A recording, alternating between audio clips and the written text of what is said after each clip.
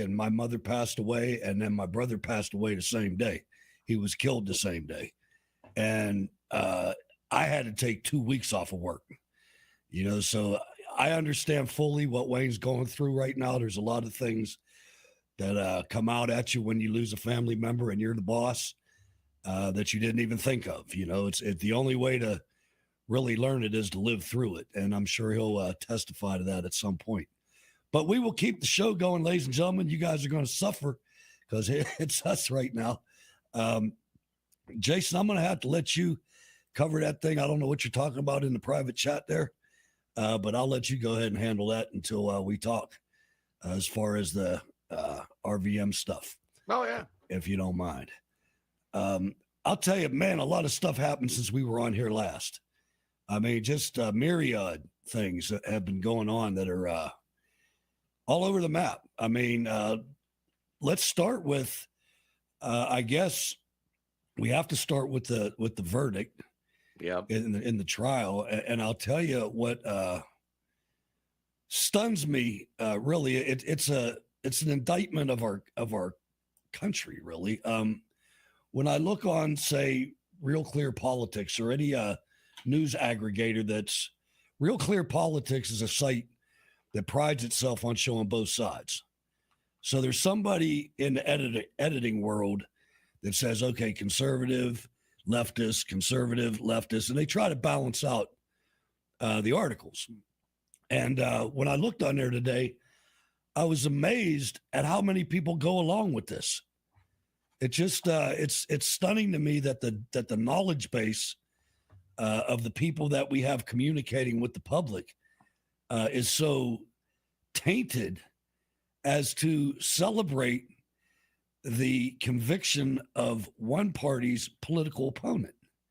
That is, I've seen a lot of things. Let me just read a couple.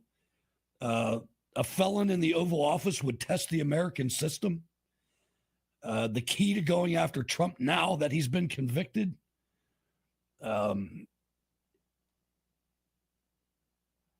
We're told, well, not that, but anyway, my point is that this is going to hurt us in the world. For a long time, we've had decades. We've had the air, although it's not really based in truth, the air of moral supremacy or moral relevance. And when you start locking up your political opponents, you lose all that, Jay. Yeah, I was going to say from the start, this has been the weakest case against Trump. And I mean, if you just want an apples to apples comparison, same election, Hillary Clinton ran the Steele dossier. She didn't want her name tied to it, so she called it legal expenses. It comes out after the election. She pays, and it was like $10-15 million she put in. She pays $100,000 fine, moves on with life. President Trump, he has similar things. He paid Stormy Daniels, called it legal expenses. They charge him with 34 felonies, which is insane. I mean, how can you have two candidates, same election, and do virtually the same thing, and you're going to go after one, not the other? But then he gets convicted. And I got to say, that was shocking. I don't know how 12 people could sit through the testimony and be like, oh, yeah, this is 34 felonies. But we've been talking about it on the show. The deep state, the uniparty is going to stop at nothing to keep Trump out of the White House. And now you're going to see bills come into play about, can a convicted felon serve? And wait till they put him on house arrest or something crazy. And like you said, if you look across the world, the United States has lost all of its standing as a pillar of democracy. We are now locking up and jailing political opponents, and we've been going down this slippery slope with January 6th. But if you're somebody in another country and you look at this, and we can have all the brainwashed people they want that buy into our media, and jury of his peers, the world sees it, just like Joe Biden poop himself, and they're like, this is, how's the United States going to go into another country and tell them, oh, you need to fight for democracy. Oh, hang on, we got to go jail Trump. It's insane. It's shameful. It is. And I saw something that Trump said, I guess the last day or two, He's just really upset that his wife and kids have to read about this stuff. Right. I mean, there's a real human element to this man that you don't see in anybody else in Washington. Yeah. And it's something like, for instance, Ivanka Trump came out and posted an old picture when she was a little 3-year-old girl. Love you, daddy. I mean, it's like, wow, well, he was holding her. It's just, it's a body blow to the country. It really is. I mean, you look across the spectrum, and there's no question that, I mean, I hate to sound like this is a game, you know what I mean? But it's no question that he got more support after the verdict, but I still can't believe how many people are okay with it. I just, they don't realize that what's going to happen. We're either going to lose the country completely. We've already got a federal bureau of investigation that's a Gestapo. We already have that. Their enemy is me and you, folks. I mean, you can see there's no terrorism's being stopped. No illegal alien crime is being stopped, but they're putting elderly women in prison for being pro-life. That's directly against the Constitution. You have the right to assemble. It's just the whole thing is bizarre. So we go there, and that's what we end up having. For some reason, criminal Democrats don't think the FBI will ever go after them. Give it time, folks. Give it time. Look at the development of Nazi Germany, how it developed. They had Democrats too. And then they had a certain night, and they got rid of the Democrats. Yeah. That's the way this works. You see it right now in Philadelphia.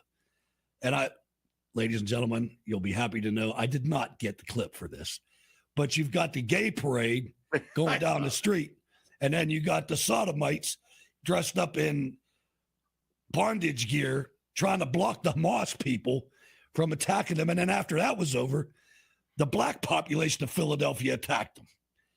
It's like intersectionality. Is that what they call it this year? Yeah. Actually, that video was amazing because it's Hamas and the gay folks. And it's not just gay folks. It's like the full-on tranny bondage. The sickos, the real You sickos. see these gay pride parades, and it's like, folks, if you want to be gay, just be gay. Like, nobody really cares, but don't parade around like a clown. And it's absolutely insane. And now that we're entering gay month, it's like, I hate this month. Right. I mean, because I love it because of the weather, but it's just so disgusting. So many people just staying on this subject like it's some wholesome subject. It's not wholesome. Right. It's not American, and it's not right. Right. Well, and back to what you were talking about with the Democrats and the political party, people don't understand how these cycles work. So you get your elites, and America was built to have a robust middle class. It was designed to let people have their own property, to build their own wealth.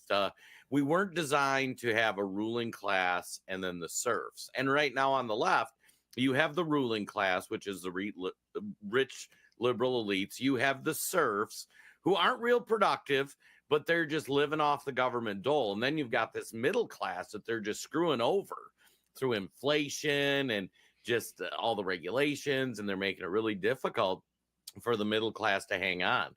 But what the left serfs don't realize, they're all being replaced by new people from foreign countries. This weekend, a report came out, 350,000 cases against illegals have been dropped, meaning they just get to stay here. And it was dropped because, so far they haven't committed any crimes or whatnot. But all those Democrats that ain't working, that are trying to live off whatever free government money, they don't realize they're the next target. They're coming after MAGA now because we represent the middle class, the working class, the truck drivers, the plumbers, all that stuff. The threat, right. And when they're done with us, they're coming after you. I mean, you numbskulls who, went and spent $300,000 getting a basket weaving degree. You really think that's going to create food, build infrastructure? And you think that the ruling class is going to be okay with that? Let me know how that works for you in 10 years. I'll tell you, I saw something that made me cringe. I couldn't even read it. It scared me so badly. But it said that they were, it was kind of a question. Is that because I guess you can make flour out of insects. Yes. So it's like, are they sneaking the insect flour into our favorite foods? And I think back at it again and I'm going, man, I'm not buying anything in a box in a grocery store. It's just like, I can't. I'm afraid of it. I used to love going down that aisle, the scalloped potatoes and the hamburger helper and all that. And I'm thinking, wait a minute, man, hold on. Right. This is either going to be made by Mary and Jim's up the street and they make 100 boxes a month, or I'm not buying it. Right. This is sickening. And it's funny. We did a deep dive on the American Tribunes on our Substack about the actual real movement to get people to eat bugs. And then they're launching companies with fake meat, with bugs and it's stuff. In the grocery store. Yeah, it's in the grocery store. Spaghetti sauce with fake meat. Yep. It's like, you got to be kidding me. Get this in another aisle. Yeah, Bill Gates. Somebody's going to buy it by accident. Right. Yeah, and then with all the bugs, they're discovering that in some places where they're starting to introduce this in the diet, they're getting all this unexpected health stuff. But ultimately, at the end of the day, this is nothing new, folks. Throughout history, ruling classes control population by making them weak, sick, and afraid. And frankly, a high, fresh, good protein diet makes you smarter, makes you more physically fit, makes you healthier, and makes you more resistant to what these folks are doing and aware of it. But, they get you as a vegetarian eating insects and lacking. Look at Ireland. Look at the great potato famine of Ireland. Yep. They made these people eat garbage because they shipped all their potatoes over. It was horrible. It's why there's so many Irish people in America. Right. And people don't see that direct line connection, and they want to battle left versus right or Democrats or Republicans. It's the ruling class. The Republicans are in on this just as bad as the Democrats on supporting big food. We've talked about it on the show, but they combine big food with big pharma. Both are getting ridiculously rich, producing crappy products. And pharma costs much more, so they're winning. Right. They're winning. That the FDA is to destroy food. Right. Yeah, it is. The FDA is not there to keep you safe and healthy. Well, and how many times does the American people need to be lied to about the food in order for people to realize, like, this is bad? You ought to listen to them. The people that are running the show, the people that have the money, are depopulationists. Right. You talk about they're coming after you. That might be more diabolical than you think. Right. There's too many people. Yeah. Okay. Too much resistance. Well, and there is too many people because they just need enough people to produce things to keep them. I mean, look at what's happened with inflation. Who does inflation benefit? The ultra rich, because you own yachts and companies and stocks. The ultra poor or middle class, it kills because all of a sudden, you survive on cash. Well, now your cash is worth 20% less. Meanwhile, they say, oh, look at the stock market. It's up. It's like, yeah, the rich people are buying stocks. Congratulations. I saw something last week that reminded me of you. It was a guy that said, if you take a $50 bill and you go buy groceries with it, the guy at that owns the grocery store goes and buys gas for his car with it. Yep. The guy at the gas station goes to the movies with it. And after about 30 transactions, there's a $50 bill there that's worth $50. Yep. But if you buy it with your debit card, if you go and you buy a tank of gas with your debit card, 2% goes to the bank. And the guy at the gas station goes to the movie theater and pays with his debit card. 2% of that goes to the bank. And after 30 or 40 transactions, the bank has it all. Right. I was like, man, that's real. It is. And that's where, I use your example about a gold bar, and I'm explaining inflation. 50 years ago, a small little gold coin got you 30 loaves of bread. Today, it's worth 100 times as much, but it still gets you 30 loaves of bread. That's it. And people, if you have $10,000 in the bank, it is now worth $8,000 compared to when Joe Biden took office. And that's because they just keep printing money. And eventually it's going to crash.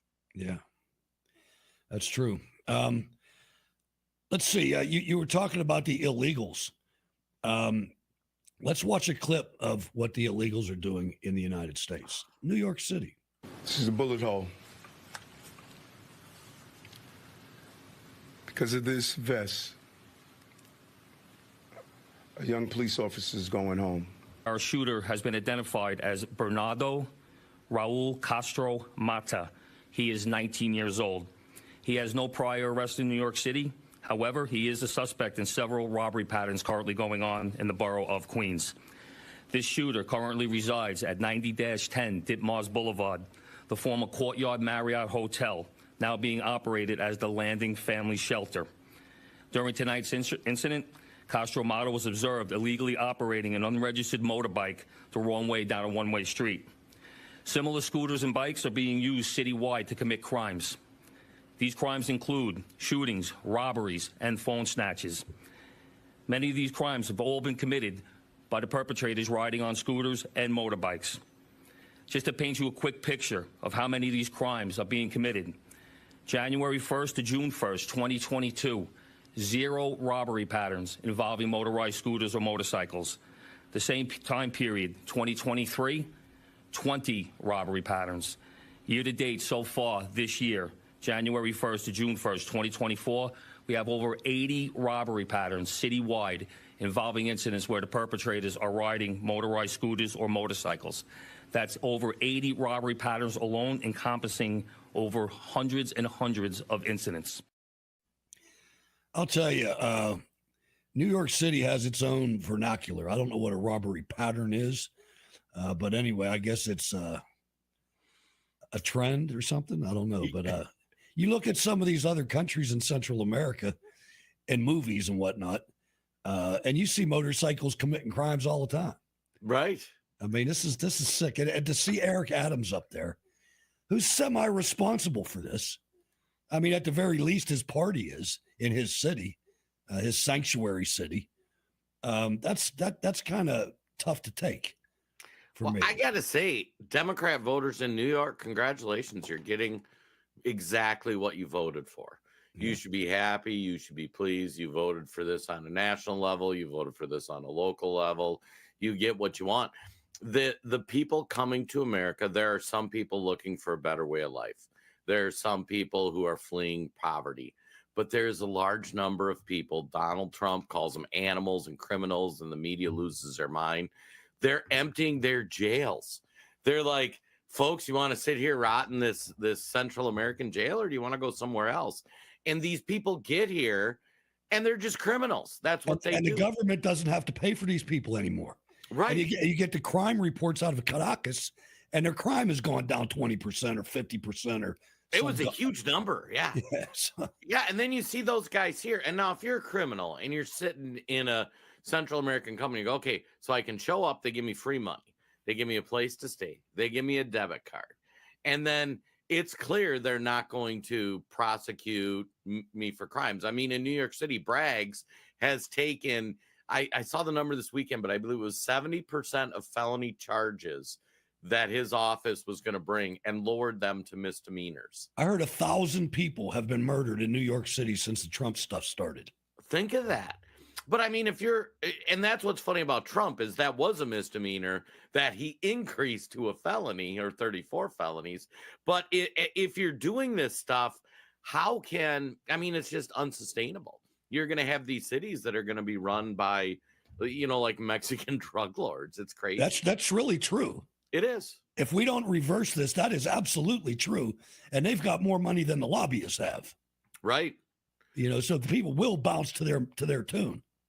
Well, yeah, and in these cities, just think of all the systems that are failing. So you have ineffective prosecutors who are told not to prosecute because you've lowered your legal standards so much in the name of diversity. And then you have police officers, your good police officers. You said, hey, if you don't get the clot shot, you can't work here. So they had to go find other employment. So now you're not getting your best representing the people of New York and in law enforcement. And then for the ones that are there, why are you going to put your life on the line to arrest a violent criminal unless you absolutely have to? Because imagine being a white cop who gets into a physical altercation with a black migrant from Haiti or something. It'll be and it's going to happen. Right. It's going to happen. And this isn't your, these people from other countries are tough, man. Right. You know, not every one of them, but I mean, they have much harder living conditions than we've ever had. Yeah, I mean, these people were committing crimes in their homelands. That's how they survived. That was their job. They were thugs. They were, I mean, it's crazy. An exorbitant amount of rapists. Right. And pedophiles, predators, you know, sexual predators that like children. I mean, it's they got to be laughing at us. And, you know, here's the thing. That's what gets me about these headlines I was talking about. You still have a huge swath of this country that knows that and will still pull the blue lever. Right. And I know that there's a uniparty. I got that. But I'm just saying the uniparty doesn't live unless those people pull that lever. Right. And they will. Well, and that's where it's been such a successful brainwashing for Democrats. So I grew up in Minnesota back in the 80s and 90s. We had the DFL party, Democrat Farm Labor, and they wanted robust government assistance. You know, because they were worried like, hey, we have a surplus. Let's make sure people aren't struggling. Let's help them get back on their feet. Well, over time, that kindness of let's help people that are struggling has been just abused to create a new workforce. And the same's true with the illegals. It started out with, hey, there's people in these war-torn countries that are getting killed. We should bring them into America. And the Democrats go, oh, yeah, that's great. And then all of a sudden it turns into anybody for any reason can come into America, claim asylum, and we'll just let them stay here. We won't vet them. We won't do anything. And it was just, and at some point, an average Democrat voter is going to look at Haiti criminals that are just being led across the border that are in their community and go, how did this happen? Oh my God, they took advantage of it. Yeah, they're gonna go into a garage somewhere and they're gonna have some voodoo ritual thing going on in there where they're having cannibalism and biting the heads off of chickens. Yep. I mean, you're gonna get that. And I'm telling you, you're gonna get car bombs too. Right. I mean, this is crazy. Well, yeah, and as they're talking about relocating Hamas and people from Palestine, that's what's going to be really interesting, though, because you talked about this gay pride thing. And if you follow on like Twitter, that kind of thing, you'll see the companies like Mercedes-Benz. If you're in any country of the world other than the Arab Mercedes-Benz, you get the pride flag. In the Arab countries, they don't mention the gay stuff at all. Because in the Middle East, they don't really like the gay stuff. They're still throwing people off buildings over there. But I mean, imagine these inner cities. Here you have the Haitian crime lords, you have the gay people having their parades, and now you've got Hamas in there. I can't wait to see what this summer is going to do. This is going to be wild. We're being infected, though. I'd rather we didn't go through this. I mean, this is going to be hard to cut out. Right. And there's going to be all kinds of leftist organizations funded from overseas that are going to try to fight against it. It's really unfortunate. Right. And I'll tell you, I want to get back a little bit to this trial and reactions to it. I want to play a clip right now. And the RNC research department found this, but this is a Biden staffer. And I want you to, on the other side of this, tell me this doesn't sound like a death threat to you.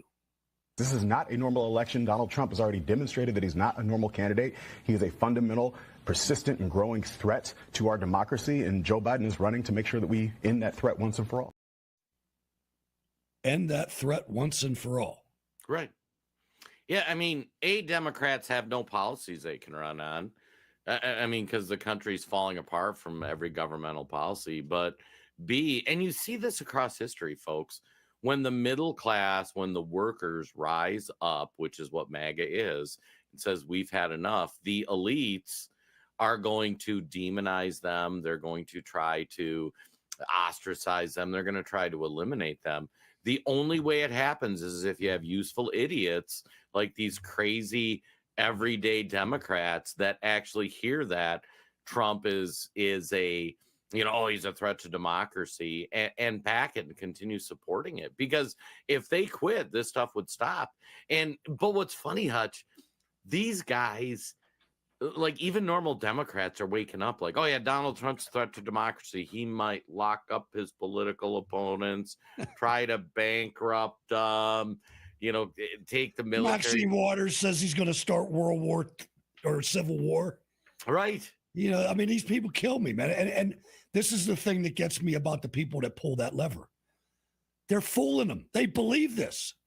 If you talk to them on the street, they believe this. They are so freaking head in the sand. It drives me batty. It does. It's all right out there, and nobody will dig for it. Well, and it's funny, too, because you talk about, it started with suppression of free speech. Fauci's up on the Hill. We'll probably talk about that after the break. But in COVID, like everything was getting suppressed. Conservative media was getting suppressed. They were doing everything they could to silence people talking about things.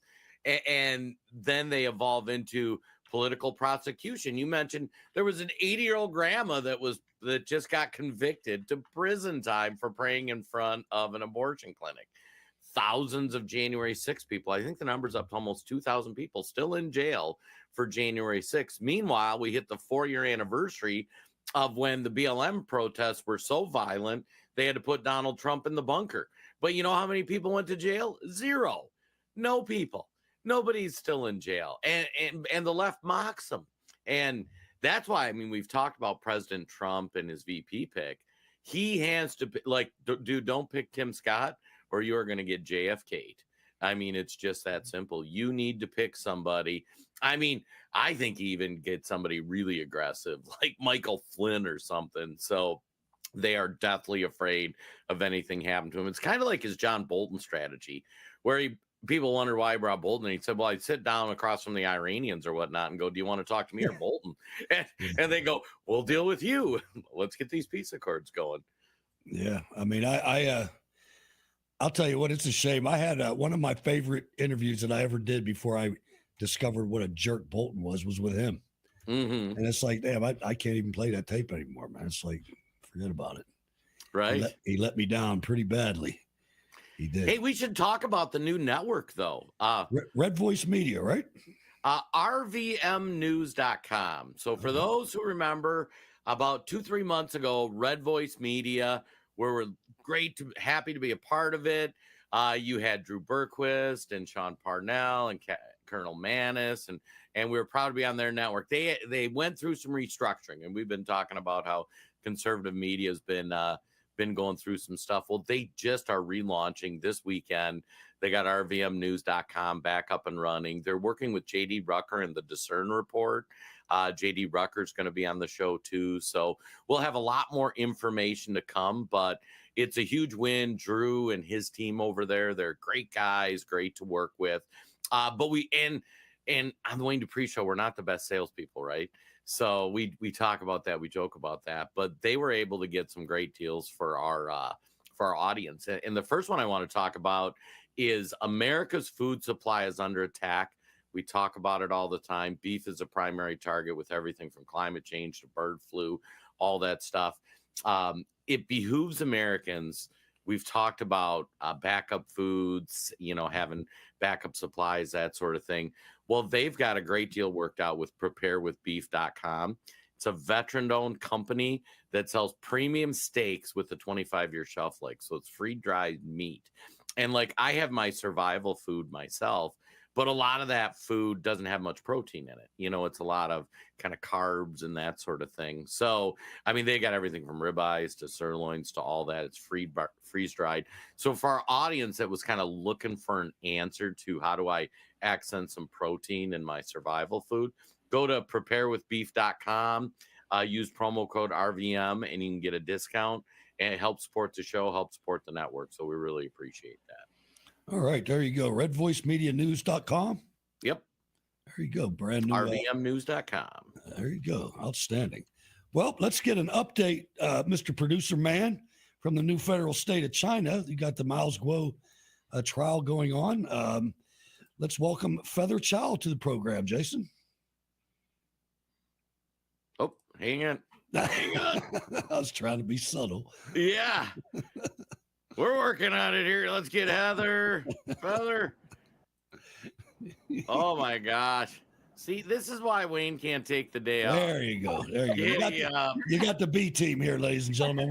We're standing in, doing the best we can. Hi, Feather. Hi, Mr. Hodge and Mr. J. Rob. Nice to see you both again. My name is Feather. I'm from New Feathers of China. For the audience that's new, see me as a new face. Thank you so much for inviting me on the show, and I'd love to give an update on the trial because I just came back from the court. Oh, nice. Yes, Were you sorry? there this morning, Feather? Yes. It's Monday, so this week it's going to be a full week of trial, starting Monday to Friday. I was at the court since around 8:30 this morning, and I came back during the lunch break to give you guys an update. All right, well, might as well start with Friday because the last our audience was updated was on Thursday. So bring us up to speed. Right.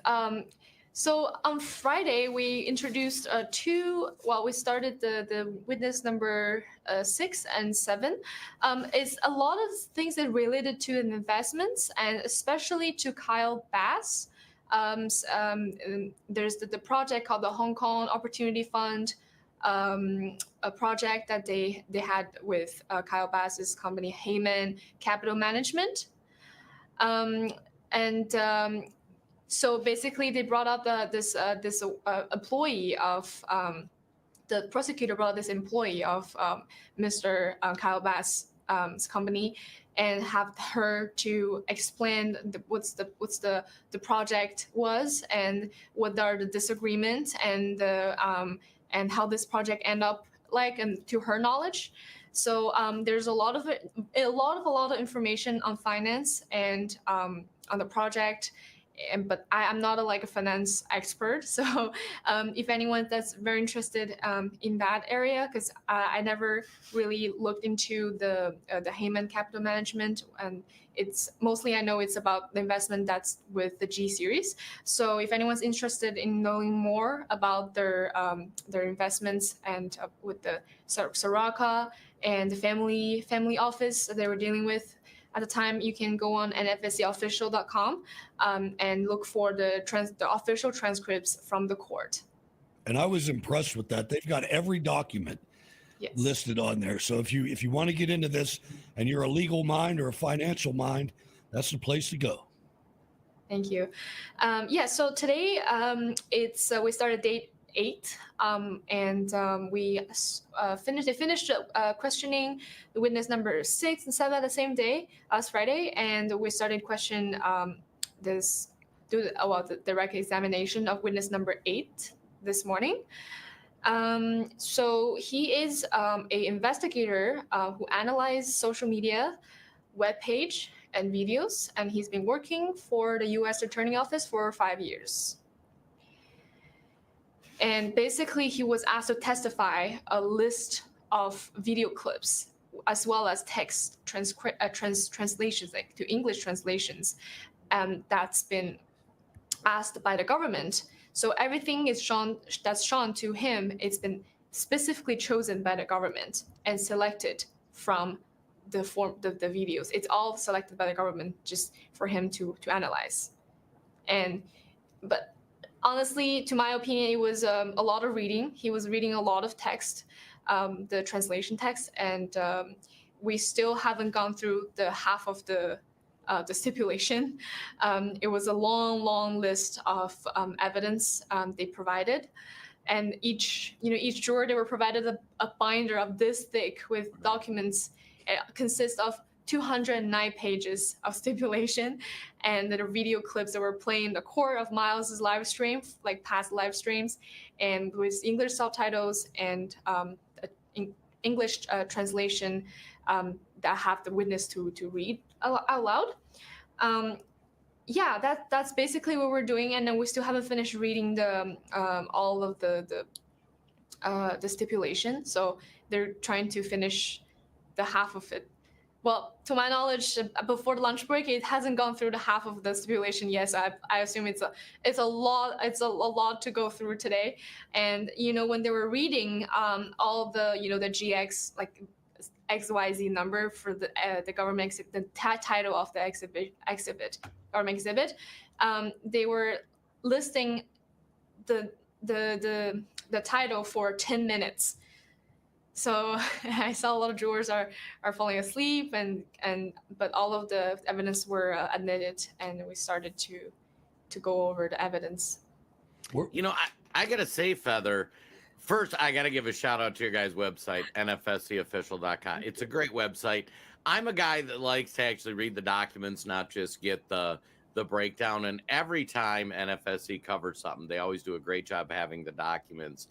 And so I took a little time on there, and I was reading over this weekend some of the Miles documents, and really the Miles Go case is kind of staggering in how similar it is to how they're going after President Trump, because essentially it's financial crimes is what they're trying to go after him for. Yeah. And you have it's almost like they're trying to flood the field with all this information that nobody really knows anything about, and that has nothing to do with the underlying crimes. It's kind of like in the Trump trial, they're bringing Stormy Daniels out to talk about their sexual encounter, which has nothing to do with the crime. Right. And am I wrong? But I mean, you're there. Does it feel like, why are they bringing all this stuff that has nothing to do with the charges that they're actually trying to get Miles? Of course. First of all, the financial part was very confusing. I'm sure, because I'm not studying the finance field, so I'm sure the jurors just as confused as I am.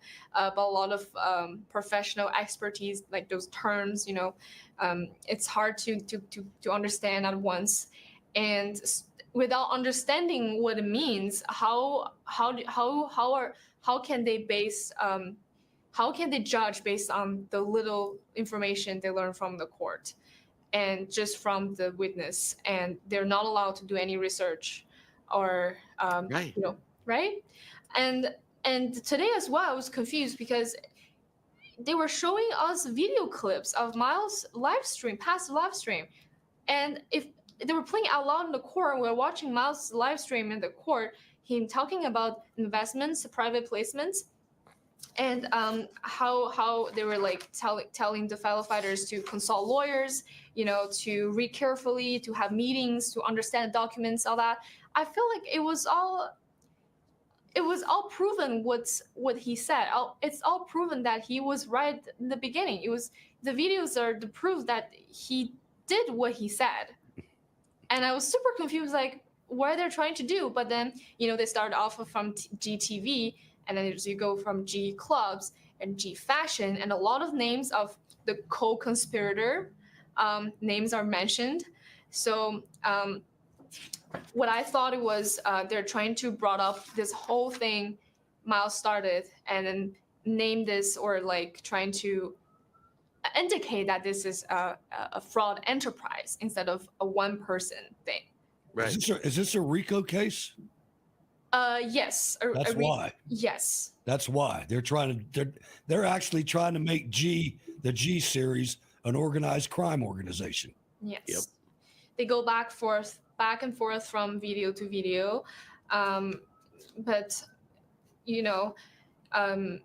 also, I don't know. The video was mentioning about the risk of this investment. About this is really high risk. You gotta be careful when you sign the papers. Consult lawyers, and the funds have to be legal and valid. It has to be legally valid commitment. It's an attitude. That's the original word from Miles, and it's funny enough. And then at the video later on, like 10 months later, video was playing, and I don't know if they really played the whole video, and the witness was saying there's no risk in the video.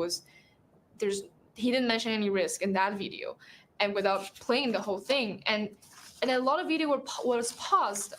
Let's first, for example, there's one video was paused at the CCP sphere on GTV and G News, because they're scared. Well, what he meant is that because CCP is scared of the growth of the GTV and the influence of the G News that they can do to Chinese people and American people to waken them up.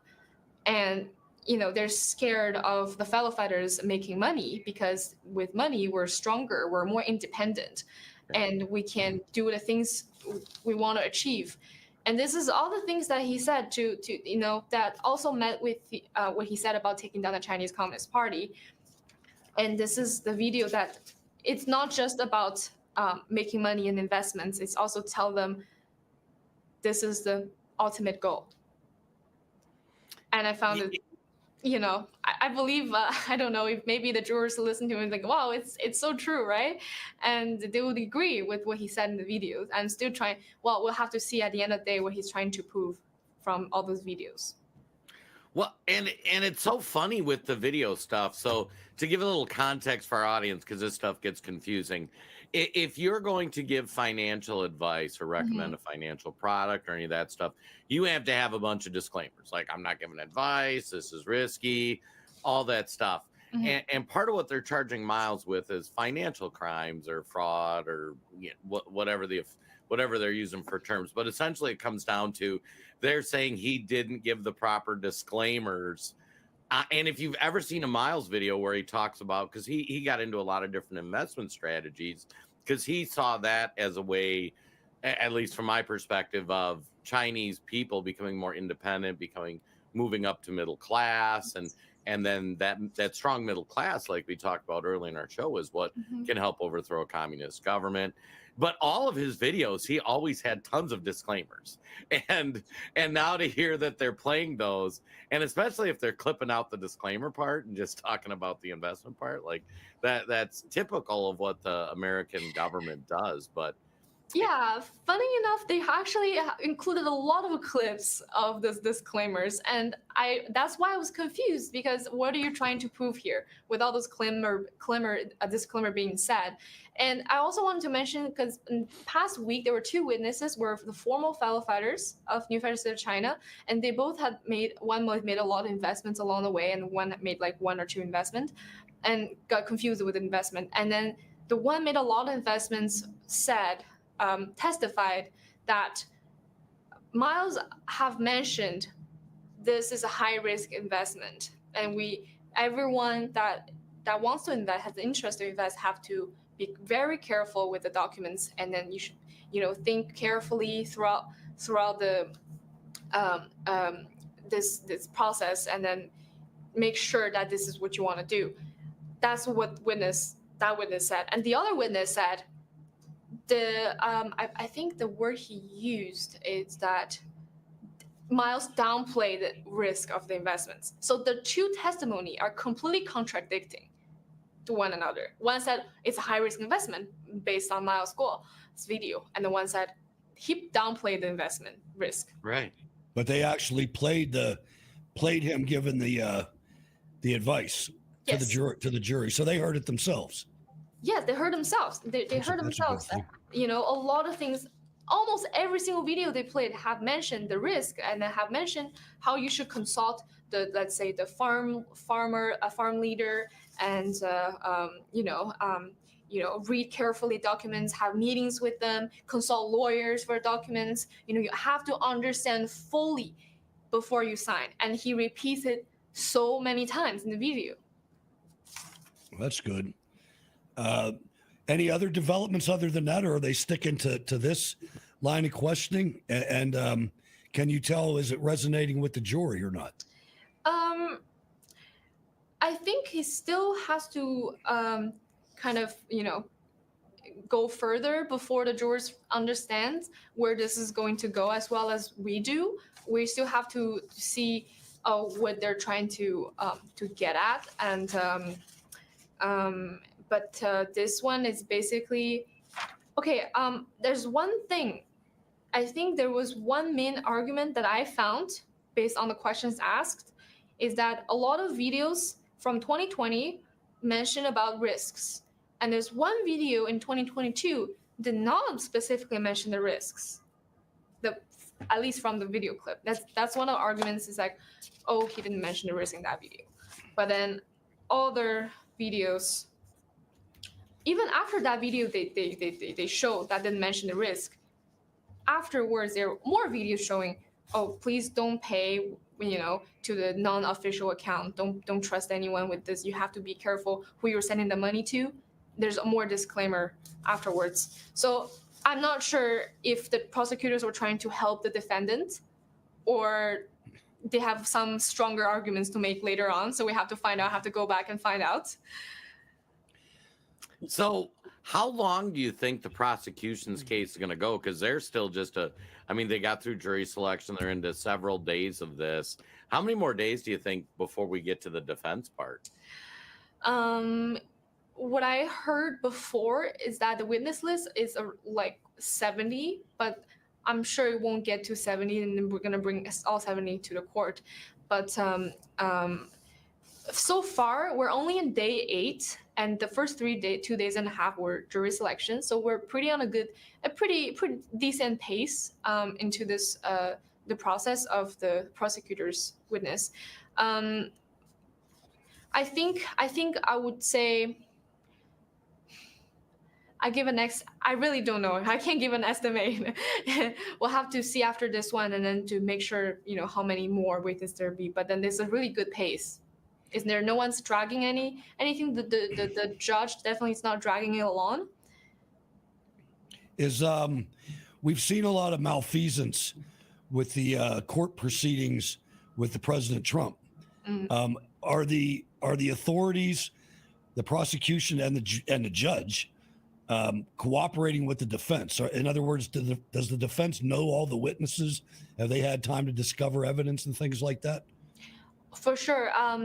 So what I know is that every witness and their testimony have been worked on by both teams before, and it's shared between both parties. And this is a must. And then before they admit all the exhibit or the evidence stipulation, they have to go through the list. That's the list I'm talking about. That was 10-minute long today. Yeah. But they have to, both parties have to have no objection to the evidence before everything's admitted. So I think both parties have been working along very well. One thing that's interesting, just looking at the transcripts, and maybe it just looks like reading it, you can give us some insight in the courtroom, but in the Trump trial, it seems like every time Trump's team, the defense team, did an objection, the judge overruled it, and every time the prosecution had an objection, they enforced it. And just reading through the transcript, it looks very similar to the Trump trial, where I see Miles' team objecting and overruled, and then the prosecution team has an objection, and they say, "Oh no, go ahead. We'll." Am I wrong in reading it that way? A lot of times it's also like objection asked to form, which they have to reform the question. A lot of times it's the objection, it's been because that the question has been asked and answered already. So I wouldn't make that conclusion so far, but it is possible. But I would make a conclusion that the judge is leaning towards one side or the other.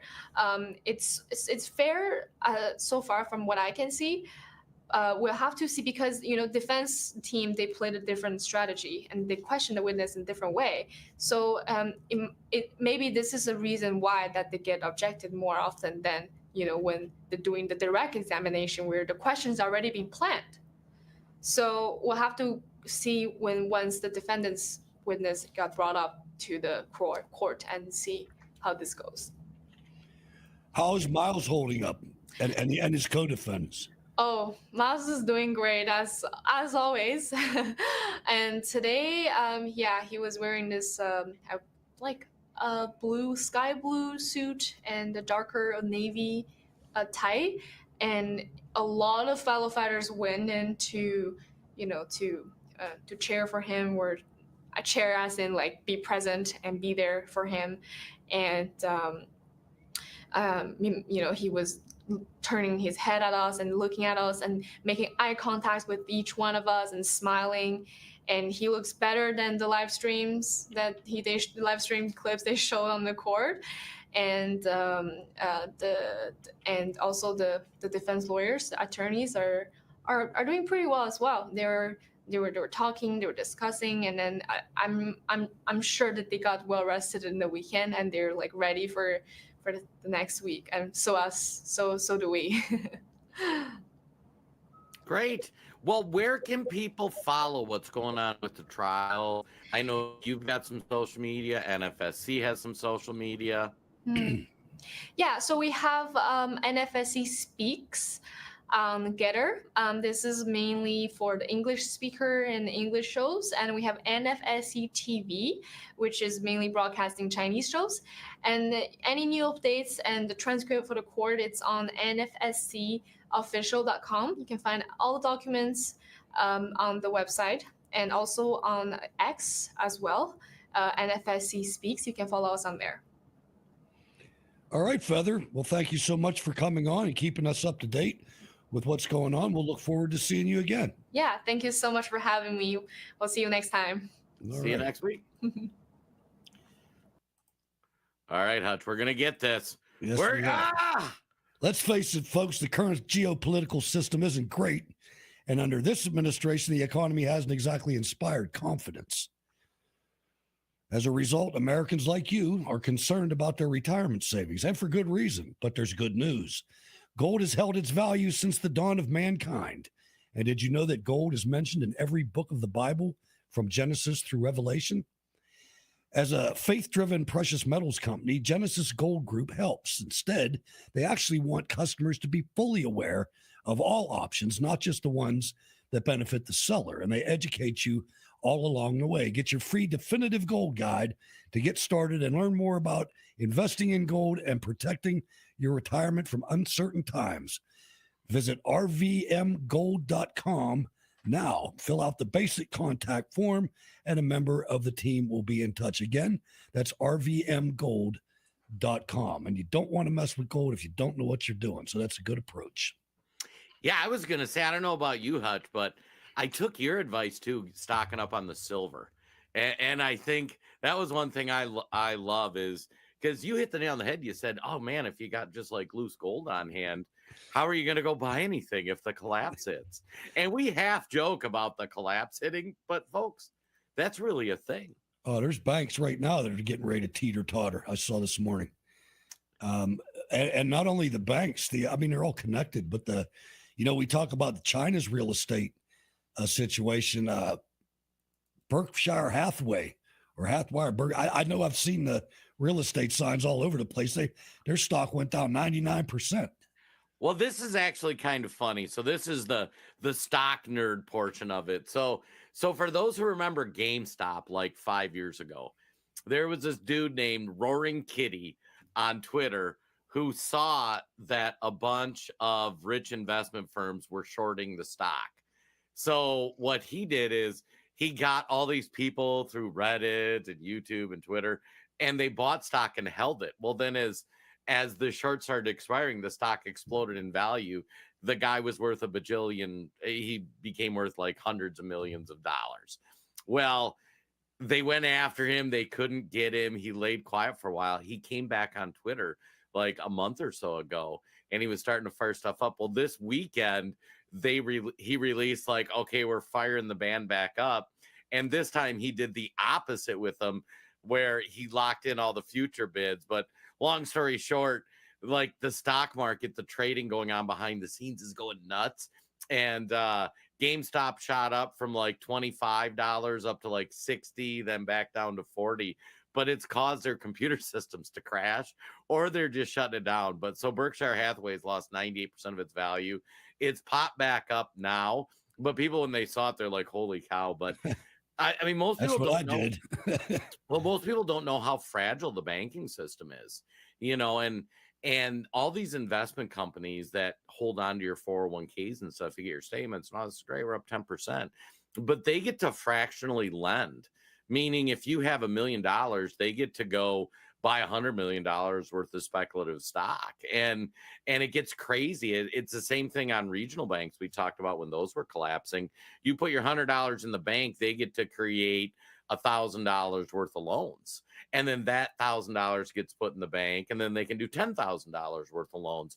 Well, there was really only $100 to start, but now all of a sudden you've got hundreds of thousands of dollars worth of assets. And all it takes is a number of people going in saying, I want my money. And then all of a sudden. And you get a leftist community organizer like Obama going around intimidating banks into making loans with your money to people that'll never pay it back. And you get the mortgage bubble and everything. I mean, it is a big house of cards. It really is. I mean, I'll give you a quick example. And I'm really not, finances isn't my thing. It puts me to sleep, but you need to deal with it.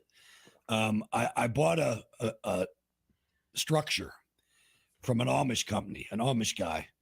Cost me $8,000, and I asked him how he wanted paid, and he said in cash. Yep. I went to the big giant bank and told the lady I need $8,000 cash, and she was like, yeah, I think I can do that. Under $10,000, I think I can do that. They got a vault with 6 inches thick. And what's it, holding $8,000 in there? Yep. You know, it is. You're right. Well, and when they talk about these regional banks, I mean, just to math it out, folks. So if you've got a regional bank, and these big banks do it at scale, but you walk in, and we all remember that Jimmy Stewart movie where it's like they had the banker, and he's like, well, the money's not in the bank. It's in Bob's house and Joe's house and Tom's house. How that happens, when they did fractional banking, if you start with $100, that you walk in with $100 worth of silver and say, I want to deposit this in my account, they take that $100 and they get to generate an $8,000 or a 10 times, so $1,000 loan. They loan that $1,000 to Hutch. Hutch then can deposit that in his account. Now his books show that he has $1,000 in the account, but he really owes the bank. And then they can generate a $10,000 loan, but they still only have my $100 worth of silver. They don't have any money, but the banking regulation lets them do it. And that's where it just spirals out of control. And then, like you said, you layer it on. It's kind of like the subprime mortgages or all that, but you give loans to stupid people that have no ability to pay it back. It just ends poorly, because then when that money stops coming in, it's no different than if you got laid off from your job and you got bills coming in, all of a sudden it goes south really, really bad. Yeah. Well, you talk about it falling apart. Let's take a ride through California around Oakland. All right, folks. Welcome to Oakland's Hooverville. This blows my mind. This is a little shanty town. Check this out. They built houses, straight up houses. Look at all this. This is absolutely mind-boggling. It's insane. They just allow this. It's Hooverville.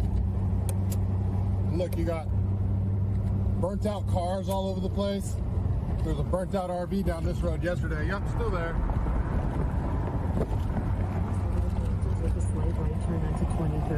Oakland isn't real. Wow, man. If you don't know what he's talking about, when he said Hooverville, Oakland, that was during the Great Depression. Oop. Herbert Hoover was president, and they built these towns, and every city had one. They called them little Hoovervilles. And it looks like Jason's having a little trouble there. I'm sure he'll get back to it. But okay, hold on. I don't know what I'm doing. Oh, geez. Okay, get rid of that. Oh, it's close enough. Let's put him back on there. Nope, he's still locked up. Hopefully Jason will come back in here shortly, and we'll get it rolling, because I can't see where to do this without getting rid of these, and I don't know how to get rid of those. So, no, we'll just try maybe. No. All right, folks. Hopefully Jason will come back in here shortly and figure this out. But you're just going to have to put up with that little square there until he comes back on. But I see him making that move, so he'll be doing that soon. Donald Trump has asked the Supreme Court, the sentencing for not having done anything wrong will be, conveniently for the fascists, 4 days before the Republican National Convention. A radical left Soros-backed DA who ran on a platform of "I will get Trump," reporting to an acting local judge appointed by the Democrats who is highly conflicted, will make a decision which will determine the future of our nation. The United States Supreme Court must decide. So welcome back, Jason. Sorry about that. You know, Hutch, I think the lesson is we can't let Wayne have any days off. We got to figure this out. But we will. We'll figure it out. What else is going on? It looks like something that I don't want you to really fall for it all the way, because to me, this wouldn't be happening to Hunter Biden if the Democrats didn't want it, if the Uniparty didn't want it to. Right. And I think they're saying they're making a big deal out of him going to jail, or going to trial rather, which started today in Delaware, because he gets a friendly venue, whereas Trump has to go to Manhattan. But just saying. But don't let this distract you from what's important. Who cares what happens to Hunter Biden? Well, it's interesting when you talk about Hunter Biden. Do you still got your book handy? Yeah.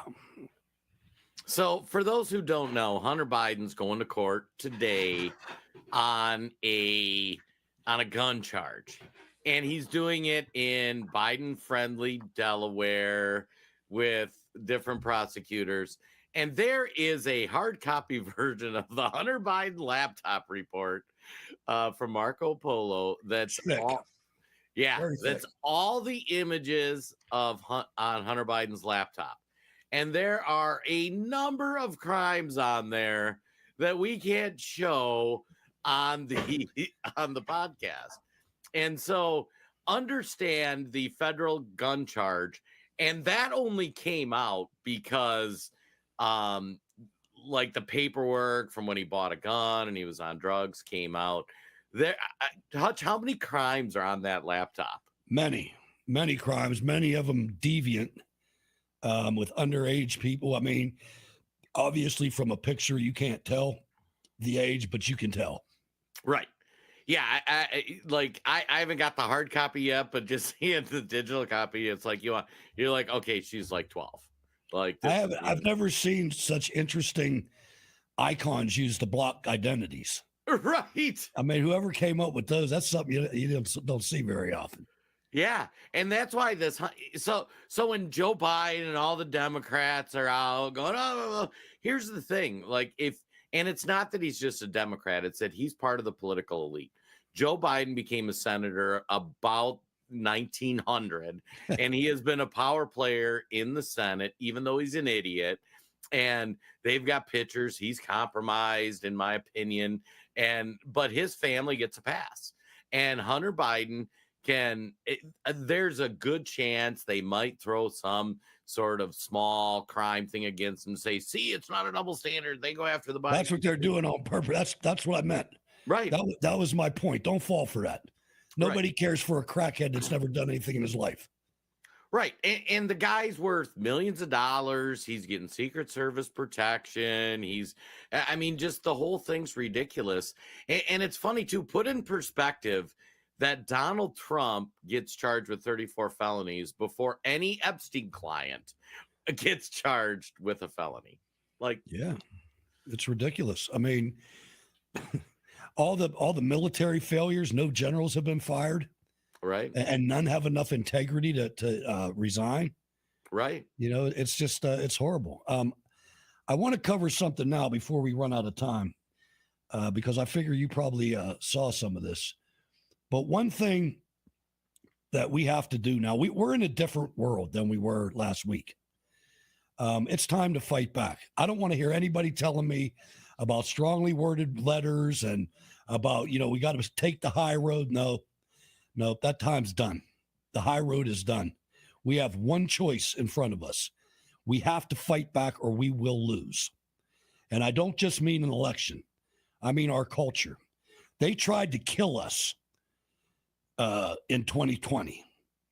And facts are coming out to where it's not as taboo as it was to talk about at one time, because now we're starting to get public hearings and we're starting to get public testimony from people that are not championing the depopulation line. Something has to be in our lexicon. No amnesty. No amnesty. I want you to listen to a list out of his own mouth of Anthony Fauci. People should not be walking around with masks. Let me just state for the record that masks are not theater. Wearing a mask might make people feel a little bit better. And masks are protective, but it's not providing the perfect protection that people think that it is. There has not been any indication that putting a mask on and wearing a mask for a considerable period of time has any deleterious effects.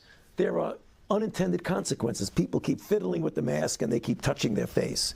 And can you get some schmutz sort of staying inside there? Of course. You do not need to wear a mask indoors if, in fact, you've been vaccinated. Good that you're vaccinated, but in a situation where you have people indoors, particularly crowded, you should wear a mask. So even if you are vaccinated, you should wear a mask. If, in fact, you are vaccinated, fully vaccinated, you are protected, and you do not need to wear a mask outdoors or indoors. When the children go out into the community, you want them to continue to wear masks. You know, if you look at children outside, particularly when they're with the family, walking down the street, playing a game or what have you, don't have to wear a mask. The pediatric, the Academy of Pediatric actually makes that recommendation that children should be wearing masks from 2 years old onward. And you're asking now, if your child is a member of your household, can you walk outdoors with your child without a mask? According to that chart, the answer is yes. But the child can't, not to beat it to death. Yes, yes. Okay. Because now the CDC says, I mean, I think I've got this right. 1 mask is better than 0 masks. 2 masks is better than 1 mask. But you don't have to have double masks. Is that right? I mean, you know, it became clear that cloth coverings that you didn't have to buy in a store, that you could make yourself, were adequate.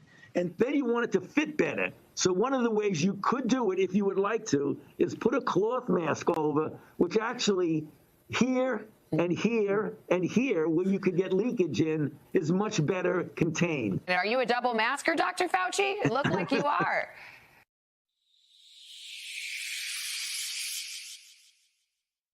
I mean, wow, we fell for that hard. I didn't, but man, that's hard to watch. That's just hard to watch. That's a nightmare period of our time. And the reason that I played that, I don't want to regenerate this whole thing again. This was boring to me from the beginning after about a week or two, because people are just regurgitating the same thing over and over and over and over again. And I got sick of seeing that evil little man. But he's on the Hill. He's on the Hill today. And I'm guessing that you watched some of that.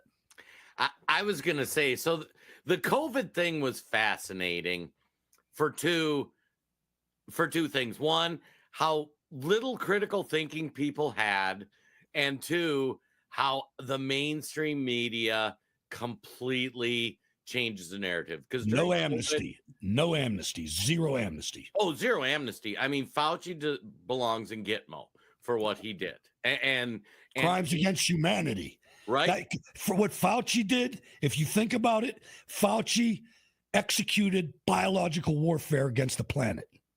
Well, and it's the perfect storm that exposes all the stuff we're talking about. Why did Fauci go along with all this stupid stuff? One reason: money. I don't think he wants to depopulate the world. I think he's just a greedy little elf. And all these pharmaceutical companies say, hey, let's drum up the fear on COVID. Let's mandate a vaccine that the government's going to pay for. They have guaranteed contracts, guaranteed productions. You saw all the drug manufacturers' profits go through the roof. The communists liked it because all of a sudden they got to see how much force they could apply before anybody fights back. The media, who, oh, by the way, they're getting paid from the pharmaceutical companies who are getting rich too. The media is not going to let any reporting happen. And that's where this hearing will be funny, because I'll be really curious what they let get out. Because 2-3 years ago, if we would have played that Fauci video, like Facebook would have shut down the live feed right away. Well, now, I mean, there are congressional hearings. They're talking about this to a certain extent. That's why I played it, because I shied away from it before, just because you weren't going to get anything done anyway with all these people.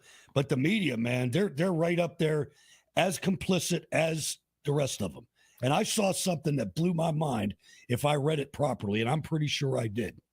It said scientists at the National Institutes of Health got $710 million. Yeah. Those are government employees. Right.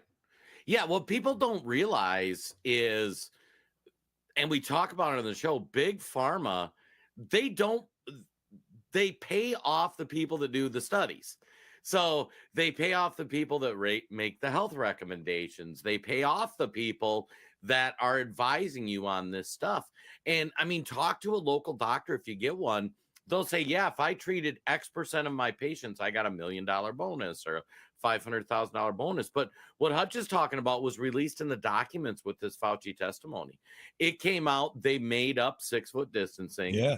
They made up the mask stuff. I mean, that was in internal communications back and forth where one was an email. Fauci's like, hey, how did we land on 6 feet?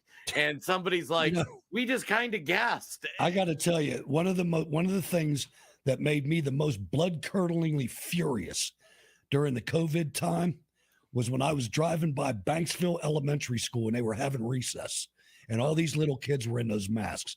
I could have killed somebody. Right. I'm telling you, I'm thinking you're torturing these children. Why? Well, and you know why? Because Yeah, I the know why. communists want to exert control. A lot of times when they exert control, it's kind of like that movie Trading Places, where like the rich and powerful got Dan Aykroyd and Eddie Murphy to flip spots. Can we make this guy a crackhead and this guy a successful businessman? Just to see if they can. It's one of the greatest movies of all time. It was phenomenal. And that's what I use that example when I was talking about COVID. It's like they want to see if we're all stupid enough to throw on a mask. And they want to see if people are I think once they got one mask, they're like, let's go for 2. Let's go for 3. It was crazy. Right. It was maddening. And there's still people wearing those things out there. It is. And I remember the first time when they reopened the grocery store, I walked in and I was not a masker. I had one of those little pull-up things. And like I go to walk in and this guy with 2 masks looks at me like he wants to stab me because what are you doing walking up to the grocery store without your mask on? So I pull up my mask so I don't have to get kicked out or arrested and I needed groceries. And I go to walk in. First thing he does is walk up to a produce table and he pulls down his mask to sniff the fruit. And I'm like, come on, you think this is a bioweapon? And you're you know, the hardest thing to me during COVID, during that time, was in the produce department. And they got those rolls of plastic bags. Right. And nobody you can't separate them without. Right. I couldn't open it. I'm sitting there. I look like a fool. Right. Almost used the R word. Hey, talk about people thinking that you're stupid. I'll tell you what, I'm going to play our final clip for the day. And this is a retired rear admiral of the United States Navy. Oh, I've seen this. Supposedly one of the most integrity-filled cohorts in our country.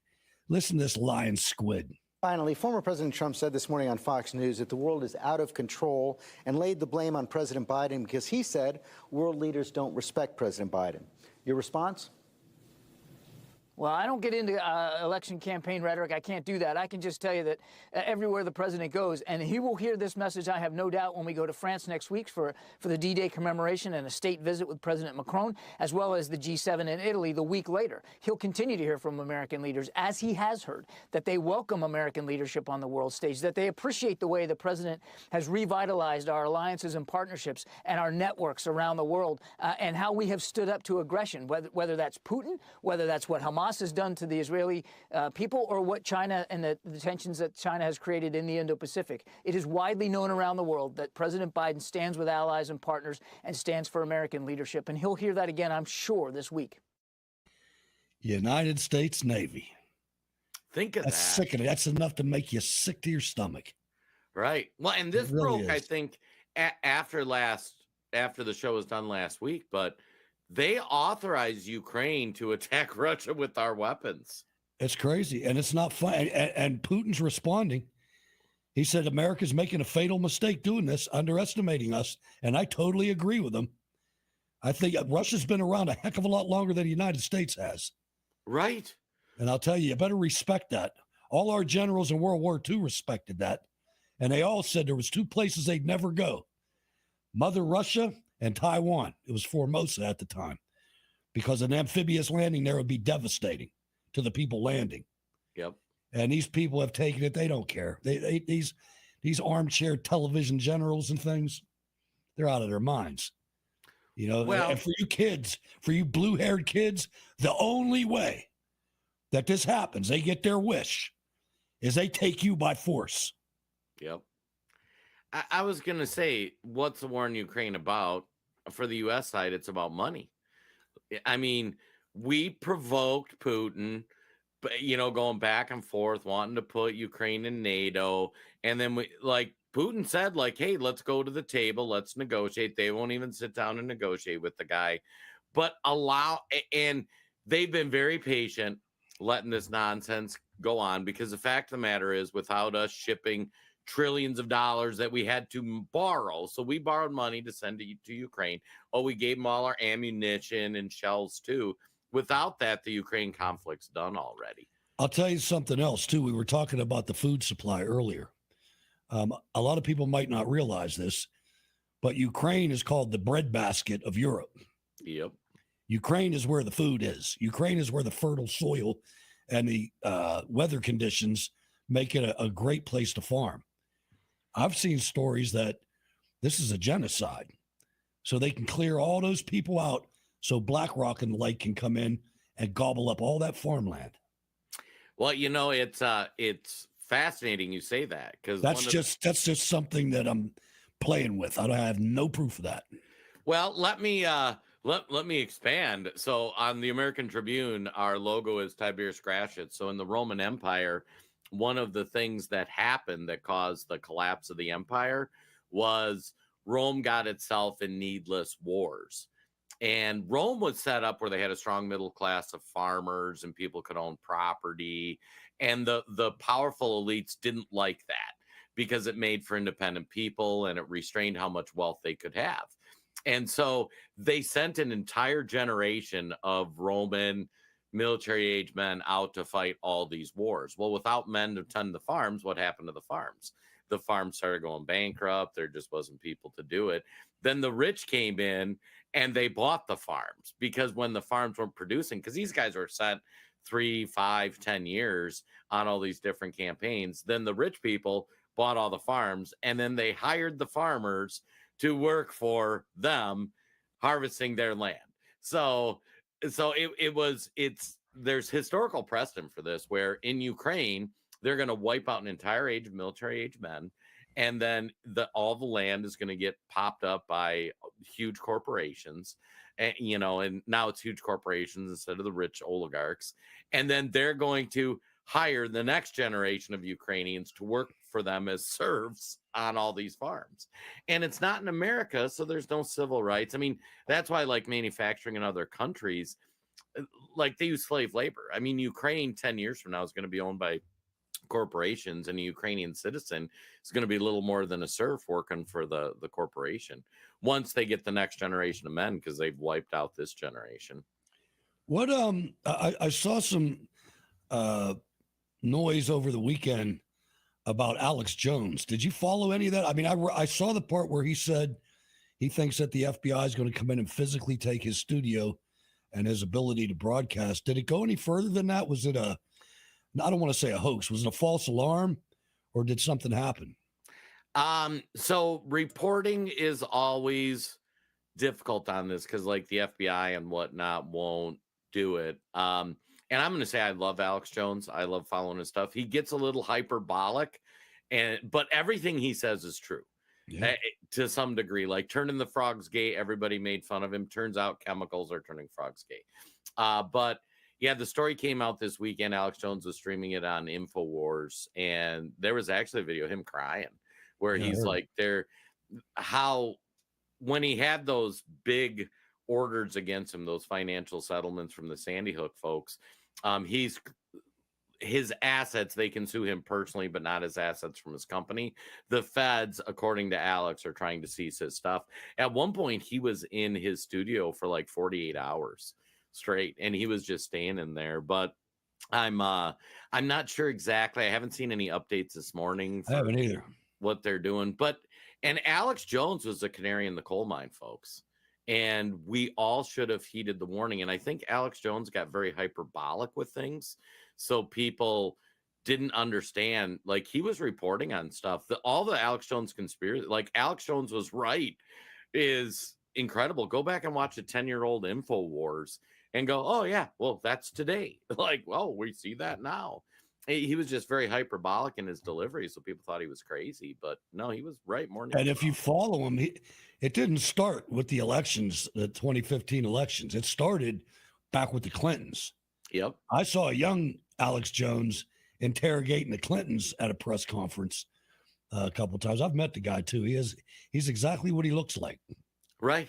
Oh God, I'm jealous of you. I always wanted to meet him, but I bet the energy he exudes is just crazy. I'll tell you one thing about Alex Jones. He's fearless. Right. He will walk. He's like not Steve Bannon. He's like Breitbart.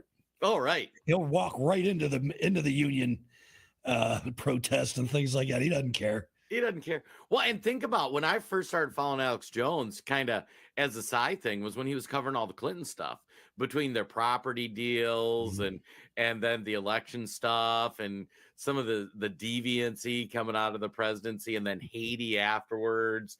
And like at that point, you're like, okay, this is crazy, but this is kind of interesting stuff to watch. Now it turns out like all that stuff was true. I'll tell you something else, man. I was looking at some Ukraine coverage right before the show. And man, they got an industrial strength human trafficking going on over there, boy. Well, yeah. Where you can like order somebody. Right. Give me a 8-year-old redhead that's skinny. And they'll get it for you. Well, I mean, Haiti was the template for that. Right. You know, they talked about that. Sound of Freedom was kind of based on Haiti. They changed some of the things to make more politically correct. But so you take a generation of Ukrainians who are out in the, you know, your rural folks, you wipe out all the men from the town. The women need money. I mean, when these stories, if they're ever reported, the women don't know what to do, you know, because you took away all the men in a town, you sent them away. And in many cases, their reports are that they're selling kids into child slavery or whatnot, just because they need to survive. And organs. Right. Organs are killing them. Right. They got biolabs over there. They're doing, and they're not doing it in Kiev. Like that's where all the media stays. That's where everything stays. But if you go in any of the surrounding parts out in the more rural areas, like there's all kinds of crazy stuff going on. I'll tell you, there's another thing brewing with this Trump verdict and his reaction to it. I think he's got the difference between 2020 and now, even 2016 and now, is stark. I mean, Donald Trump has got a well-oiled machine right now, and the people that are working for him are not traitorous like the Republicans were. And he made a move after that verdict. Somebody in his team or himself decided it was a time to become an icon. Yep. And he did that by joining TikTok. And he's got millions of new followers, including my daughter, that understand what's going on. But now he's got them.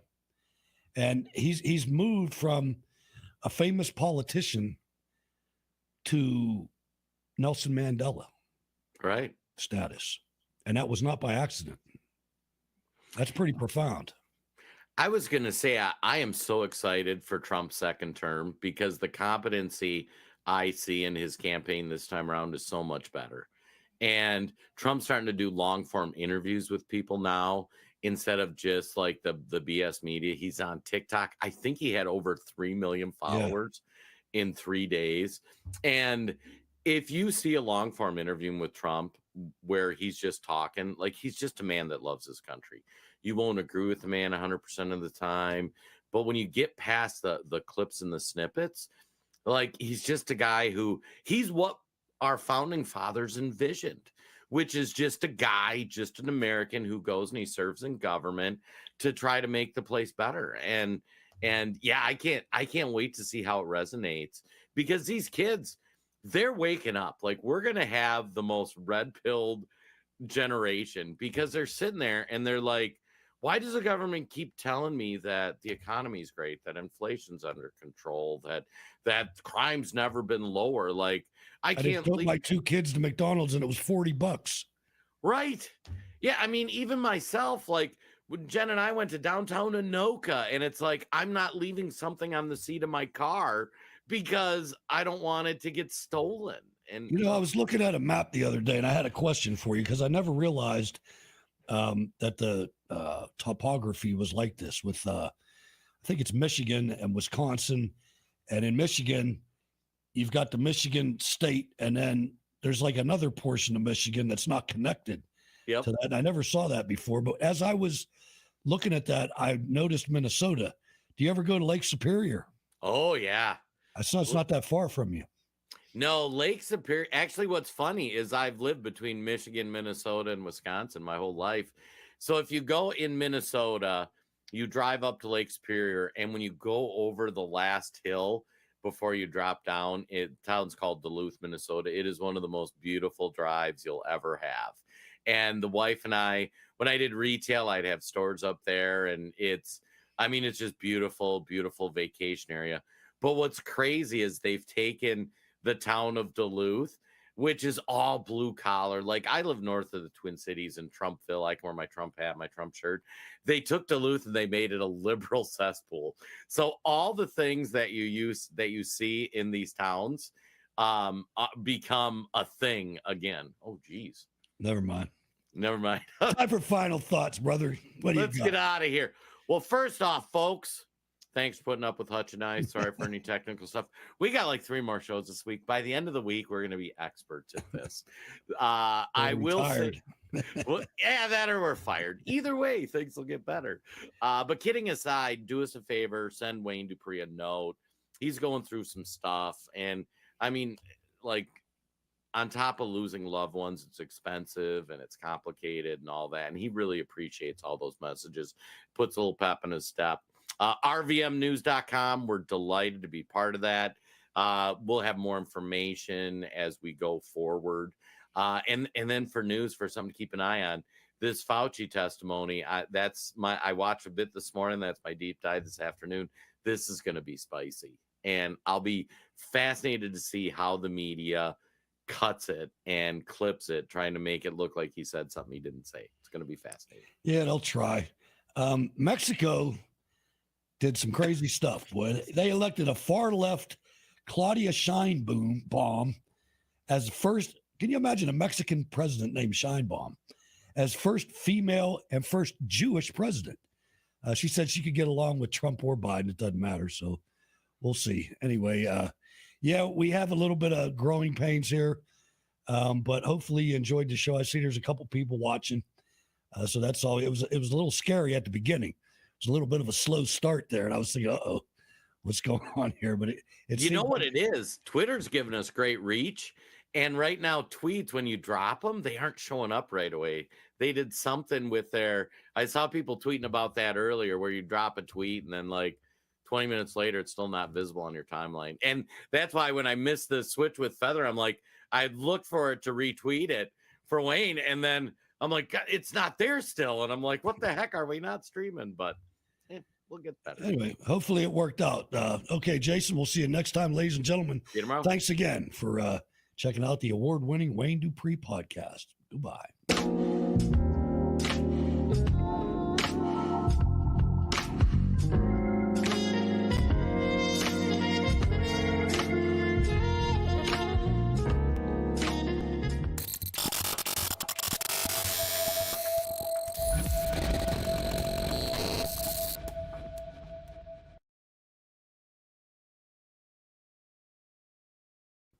Mike Lindell here, and like you, I see our country being destroyed daily. We face massive economic issues, and I can tell you from firsthand experience, there are people in power who threaten the values that have made our country great. Well, I've been a believer in gold and silver for a long time, and I've searched for years for a partner that shares my values. Well, Genesis Gold Group showed me how easy it is to protect your IRA, 401k, or your retirement with gold and silver. Their faith-driven approach to service and stewardship is one that stands out from the rest. To get your free definitive gold guide and get started learning more about investing in gold and protecting your retirement from uncertain times, visit rvmgold.com now. Fill out the basic contact form and a member of the team will be in touch. Again, that's rvmgold.com or call 855-625-7760.